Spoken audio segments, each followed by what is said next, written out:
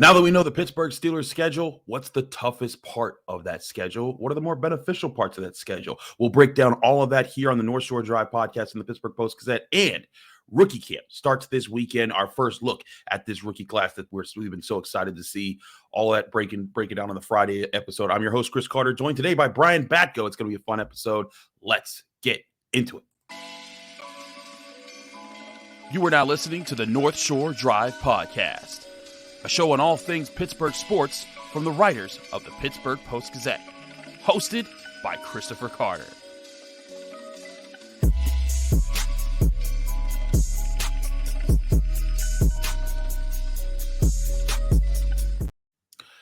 Hello and welcome to the North Shore Drive podcast from the Pittsburgh Post-Gazette. I'm your host, Chris Carter. As always, we bring our show Monday, Wednesday, and Friday. You can find us on your favorite podcasting app and especially on YouTube. Like this video if you enjoyed on YouTube. Subscribe to this YouTube channel to all your daily content from the Pittsburgh Post-Gazette. You can also find us at post-gazette.com, or you can also subscribe to the Post-Gazette to get all of our great content every single day. We're also joined today Brian Batko, one of our esteemed Steelers beat writers. We're doing all three segments on the Steelers with a schedule release and rookie camp.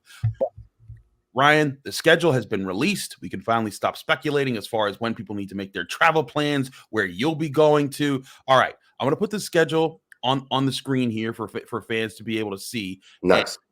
And this way it'll be easy to for us to talk through as well. So if you're watching on YouTube, you're gonna, if you're listening on audio, bear with us. The first home opener since 2014 when they played the Browns. It feels like, it's a Christmas miracle for Steelers fans who've been begging for this for so long. I mean, we were getting close to a decade of the Steelers not opening in their own stadium for a season.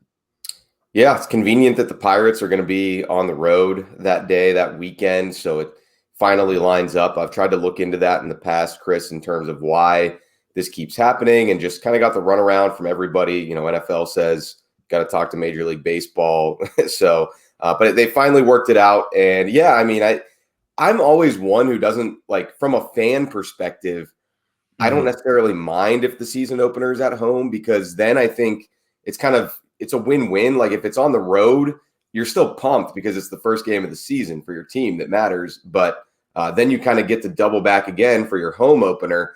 This obviously just adds some extra juice with the Niners coming here. And not that they're a rival of the Steelers or anything, but, it's not like you need any extra motivation for when you play the Browns or the Ravens or the Bengals. In this case, it could also be beneficial to the Steelers, because if you haven't been following the Niners this offseason, they've got a lot of doubt at quarterback after the way that Brock Purdy broke out for them last year as a rookie, Mr. Irrelevant.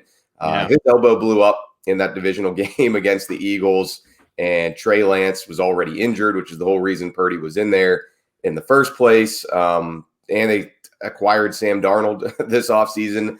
I guess on one hand, you feel pretty good about that mishmash of whoever's in there, and whoever it might be. It could be somebody rusty trying to come back from an injury, a serious one. On the other hand, you figure it's Kyle Shanahan. He could have Chris Carter at quarterback, and they'll find a way to score points. All I do is score touchdowns. I'm at the Vikings, Chris Carter. Exactly. But I mean, they were also the number one defense in both points and yards last year. And now that defense has Javon Hargrave also working in the middle of it. Won't be an easy start for Kenneth Shane Pickett. I know that much. He will certainly get a highlight. But let's focus on some of the tougher parts of this schedule. I'm going to pull it back up here to look at Brian, what is the toughest part of this schedule right now? You look at those last three games, but you also got back-to-back road games in the middle of the season against divisional opponents. Which one do you see as a more scarier part of the schedule for the Steelers to run into? I think it's those last three. I mean, Cincinnati, it doesn't matter if you play them at home or on the road. They're tough to beat. Seahawks on the road at Seattle. Not only are the Seahawks looking like a team on the rise in the NFC, thanks to the Geno-sance from Geno Smith, but, you've got to go cross country for a Sunday game on New Year's Eve. Not that the holiday really matters to these players, but that's never an easy trip to make. And then you have to go on the road again in week 18 at Baltimore. always throw the record books out the window for that one, right? Yes, Noah sir. Hiles. So, Why'd you even give him a shout out? No. I'm pulling the Noah. If you're watching this, I hate you. This is ridiculous. He's been saying this for years. We've been buddies for a long time, but that's a stupid catchphrase. He always says it. It's like trying to take something that Jim Nance said and make it his own. Noah Hiles, you don't know that saying. Get out of here with that. Anyways, back to I did it just to troll you, Chris. I knew you did. You did a great job. You triggered me, sir. Yes, you're triggered. But anyway, yeah, I think it's just that last 3-game stretch is going to be a very tough way to end the season. We know that the Steelers, they did their best work down the stretch a year ago, but that won't be as simple. And just looking at the schedule overall, Chris, it is much more balanced than it was in 2022. And we kind of knew that was likely because it's just not on paper. A lot could change. Teams we think will be good could be bad. Teams we think would be bad could be good.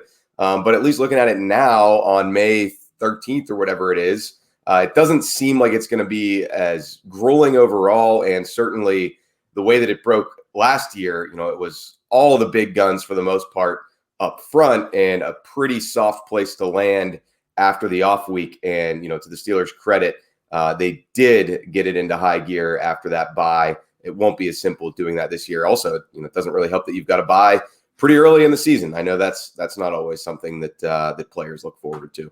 Yeah, that's one thing else that I'm looking at. A week 6 bye much earlier than last year, where they got it smack dab in the middle of their season. That means after that week 6 bye, they're going to have 12 straight weeks of football.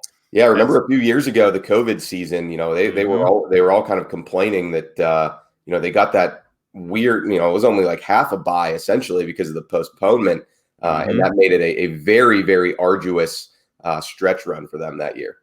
Yeah, and one thing that what'll be interesting to see though, Brent, because that year they were a much older football team. Still had Ben Roethlisberger, still had Marquise Pouncey, still had David DeCastro. A lot of the older guys that were kind of still hanging on to the roster that year, and the thought was, that a lot of the changes that they dealt with, not only the Titans game postponement and them kind of like moving their bye week to a week where they were already practicing as if it wasn't a bye week and basically eliminating it, but then also the Ravens game later in the season where they were supposed to play on Thursday, then Friday, then Saturday, then Sunday. They ended up playing on Tuesday and then having to have a quick turnaround and then play their next game, on the next Sunday. So that was an interesting year. This, of course, isn't that, but still, like you said, 12 weeks of football, a lot of things can happen there. If the wrong guys get injured or have bumps and bruises, there could be some really rough patches around there. And especially, again, I point back to that week 11 and 12 games. They're on the road against the Browns, then they're on the road against the Bengals. These are all teams. The AFC North looks like it could be a very competitive division yet again, with Burrow, Lamar Jackson, and Deshaun Watson leading all the other 3 teams. And it might come down to a situation where every divisional game this year will be vital for the Steelers' playoff chances if they want to make it. Yeah, on the flip side, they do, because of the 2 Thursday nighters in the second half of the season, they will have those mini buys. You'll have the 10 days rest or whatever it'll end up being, depending on that Colts date. So, that's a slight reprieve, but I don't know that players and coaches look at it that way, because it's kind of like you've got to do the short week thing to earn it on the front end. So it's more just balancing out than helping you as a makeshift, buy. So yeah, it's not ideal, but look, the way the NFL is trending now, they want to play more football on more nights of the week. That's going to mean players getting short shrift sometimes. Obviously, if it were up to them, you'd just play Sunday, Sunday, Sunday, Sunday all the time, and you'd have that routine. But the NFL schedule always throws wrinkles at you. The Steelers aren't the only team who could have some gripes. I know that there are a lot of, probably every fan base out there, let's be honest, Chris, is complaining about something now that the schedule's out, because that's what fans do. So, the other part, that we'll look at is, later in the season, we'll talk about some of these teams that, or early in the season, teams that the Steelers might be getting at a good time or potentially at a bad time based on where they fall.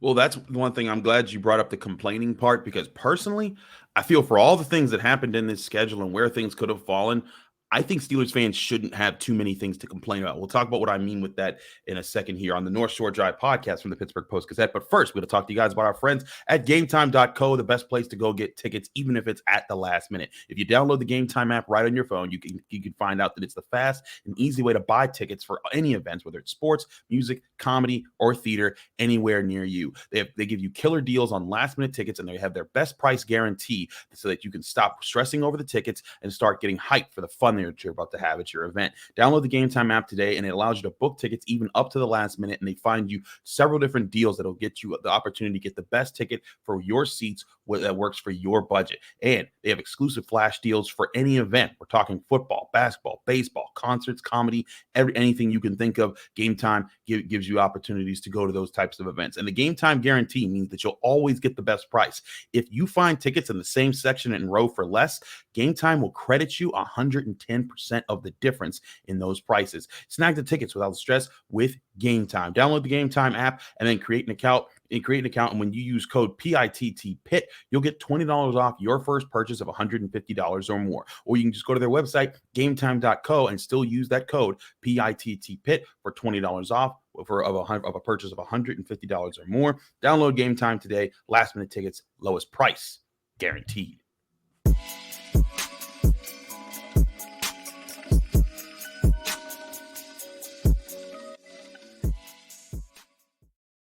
Back here on the North Shore Drive podcast, Chris Carter with Brian Batko talking Steelers all throughout this show. Let's get back to this schedule talk here. And again, one of the things that I think really works out for the Steelers, you talked about those Thursday night football games. Yeah, sure. They get two, and this was the first year I think the Steelers that the NFL was going to say that teams are going to have two Thursday night football games. But if you could have picked two opponents for Thursday night football, these teams that they're playing are on the list of like, well, if it had to be two, I don't think there's much to complain about these being the two. You get a home game against the Titans in early November in week 9, a home game against the Patriots in week 14. I know the Patriots historically have had the Pittsburgh Steelers number and even beat them last year, but this is a Patriots team that I'll be very intrigued to see what kind of improvements they've made this year. Mac Jones, there was a lot of questions about his standing at the quarterback position with them. And then also the Titans, what's going to be happening with Ryan Tannehill? They drafted Malik Willis last year, then they drafted Will Levis this year. How are they going to be looking? I think that if you were to ask, like they could have put the Steelers on the road and the Bengals. They could have made that the Raiders road game. They could have made that the Rams. They could have done a lot of different things that would have been, I think, cause Steelers fans up in more of an uproar. And as far as a draw for getting two Thursday night football games, and the fact that both games are have coming before them, two home games. You get the Jaguars at home 1 p.m. the weekend before the Titans Thursday night game, and then the Cardinals at home 1 p.m. before the Patriots Thursday night game. That's as smooth of a ride I think you can ask for the Steelers when you're looking at Thursday night football schedules.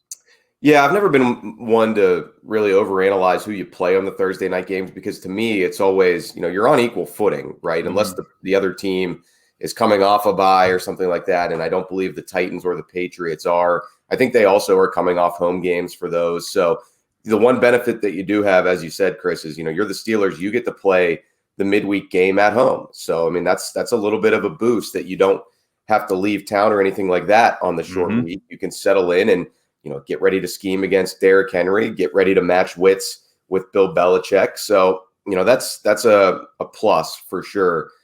Even though people I think fans don't really love those Thursday night games, and I don't blame you. It's kind of a pain to get down to Acrisure Stadium, maybe after work, or if you're trying to make a trip out of it from out of town. A lot easier to do so on a Sunday than a Thursday night, obviously. But that's neither here nor there in terms of the competitive balance aspect of it. I look at this thing, Chris, and in terms of where, we talked about getting the Niners week 1, probably a lot different than getting the Niners in week 17.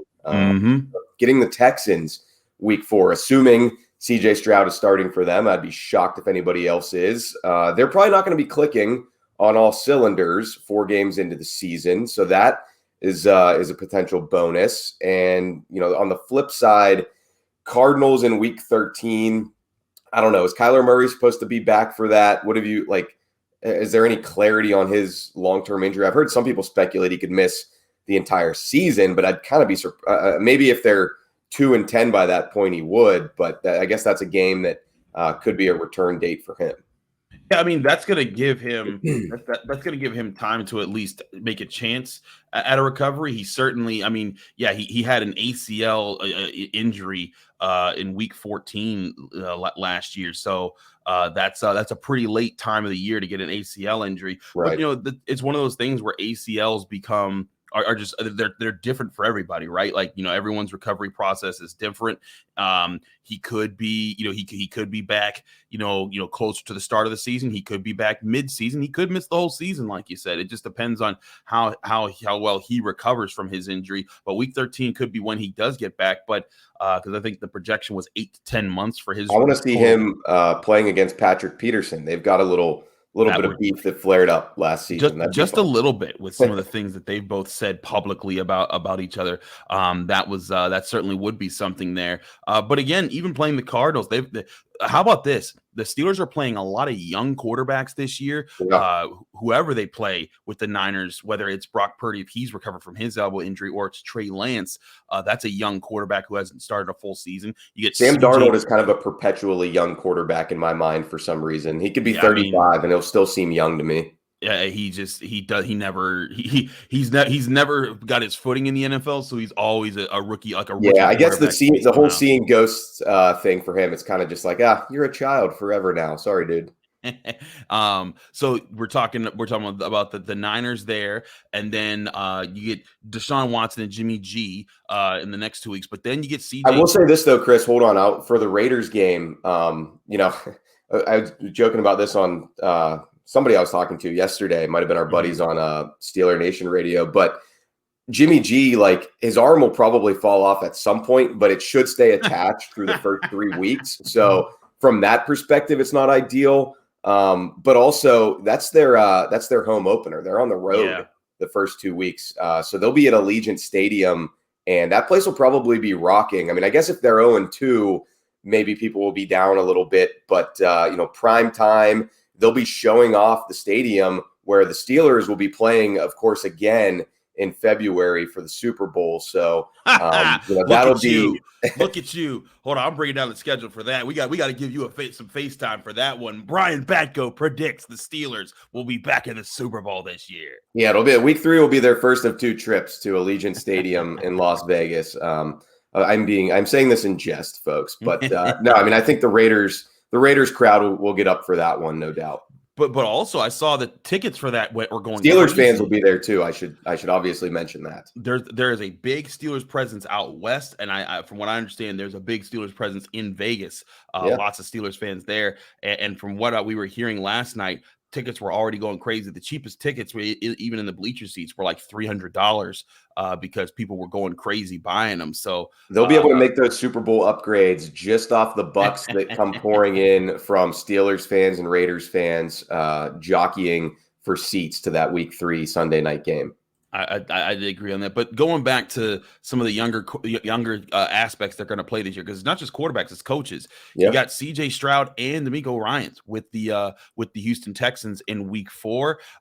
Then you get Trevor Lawrence, a 3rd-year quarterback, but funny enough, like probably one of the older quarterbacks of the AFC South right now. Trevor Lawrence versus Kenny Pickett. I'm looking forward to that duel, Chris. The two highest drafted QBs of the 2 previous years, and yes, the ACC connection as well.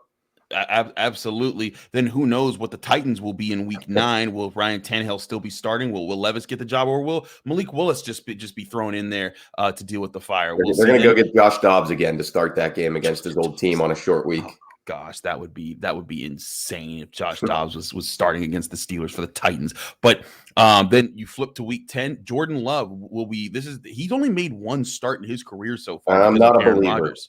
I'm not a believer. No. Listen, I believe in a thing called love, just not a person called love. But I'm right with you there. So you have those games where you're talking about young quarterbacks, and then again you got another rookie quarterback with a rookie coach in the Colts in week 15. Now that date and time is one of those ultimate flex options that we won't get to see there as well. But another rookie coach with the Cardinals in week 13. there's a lot of new that the Steelers are going to face this year, and that might be an advantage. Of course, it also might be a disadvantage if the team gets hot and they're kind of vibing and there's not as much tape on those teams that are kind of establishing themselves this year. Do you see that as an advantage or a disadvantage for this young Steelers team that's also going to be figuring out a few things? In theory, the Colts should be playing good football by mid-December. If Anthony Richardson is everything he seems to be, I think he's going to be a really good NFL quarterback personally. Obviously, it's going to depend on, the Shane Steichen, the new head coach, former Eagles OC, working with him, developing him, getting the most out of him. But if things are going well there, then yeah, the Colts are one of those teams who they should be a lot tougher to play in week 15 than they would be in, say, week 4. Also, selfishly, not that I want to go to Indy in December. I mean, could we have put Vegas there instead? But maybe I'll get a chance to cross reference and go to a Pacers game, or maybe a Butler Bulldogs basketball game on that trip. That could be a nice little sightseeing endeavor for your friendly neighborhood beat writer. Absolutely. All right, quick question. Last thing on the schedule before we switch to some rookie camp talk. Brian, what's your favorite road trip that you got lined up this year? Well, I think out of all these cities, I haven't been to all of them. Vegas for me is tough to top. Big fan of America's adult playground. Woo. Cincy, Baltimore, Cleveland, Indy, been there several times. I actually went to Seattle.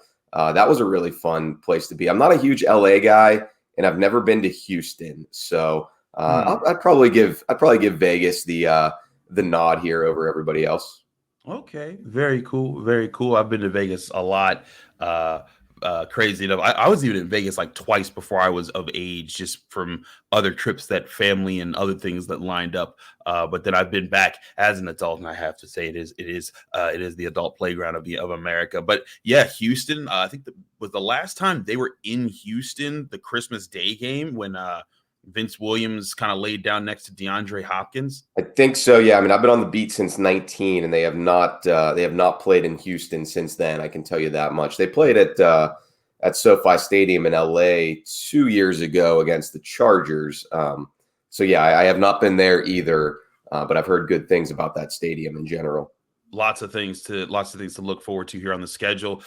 We'll get to more about some of these matchups later in the year when we actually get closer to the matchups. But we got to talk about things that are relevant to the here and now, and that's rookie camp, which opens up today, Friday. We've got the roster for Steelers and rookie continues camp Saturday, and there we go. We'll talk about that roster and things to look for right here in the North Shore Drive podcast. Stick with us. We'll be right back.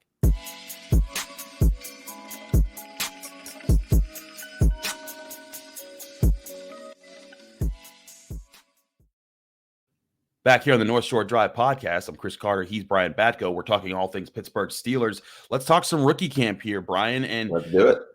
We'll get to the guys who maybe people don't know that we should keep an eye on. That have also been invited to rookie camp, from UDFAs to just invites that are being brought in. There's a quarterback. There's a quarterback tryout player that I had not previously seen that is on this roster, and he's got NFL experience. Okay, well we'll get Bryce to that. Perkins. Bryce Perkins. Okay. Yeah, I think he was with the Rams. I guess he obviously didn't play enough that he's allowed to be invited to a rookie tryout camp, but that's a little bit of an intriguing name. He was electric in the ACC when I was covering Pitt. He was. That's a while back, but yeah, that's interesting to see him being brought in there. But let's talk about some of the bigger notes that we're looking for from rookie camp. Now, one thing that's always emphasized, Mike Tomlin always says, it's football in shorts. Yeah. It doesn't emulate the full experience of what you're looking for from football players. But something you brought up off camera before the show, especially with this group, because this draft class was all about physicality. Even Joey Porter Jr., the corner that they selected in the second round, is a more physical corner, and you're not going to see his best attributes until the pads go on and that he can play a little bit more live football. So, Keanu Benton, Broderick Jones, Darnell Washington, Nick Herbig, a lot of those guys, they're not going to be able to show as much of what the upside that they were brought in for over the next couple months here, even when OTAs and official mini camp get started for the Steelers. But I do think it'll be interesting to see how these guys are, received by the Steelers, how they feel that reception. Joey Porter Jr., of course, having a bit of a homecoming, how will that be impacted? But then also, we've talked about how like last year, Kenny Pickett and George Pickens kind of hit it off well. You got Broderick Jones and Darnell Washington coming at the same time, obvious buddies who've made it very public about how cool they are as friends and former teammates who are now going to stay teammates. What are the biggest things you're looking for to hear and just ask questions about to players when you see them this weekend? Yeah, I mean, you always want to see the skill guys move around in this setting, right? Like I think that in certain skill guys, I think back to last year, and Jaylen Warren was in rookie minicamp.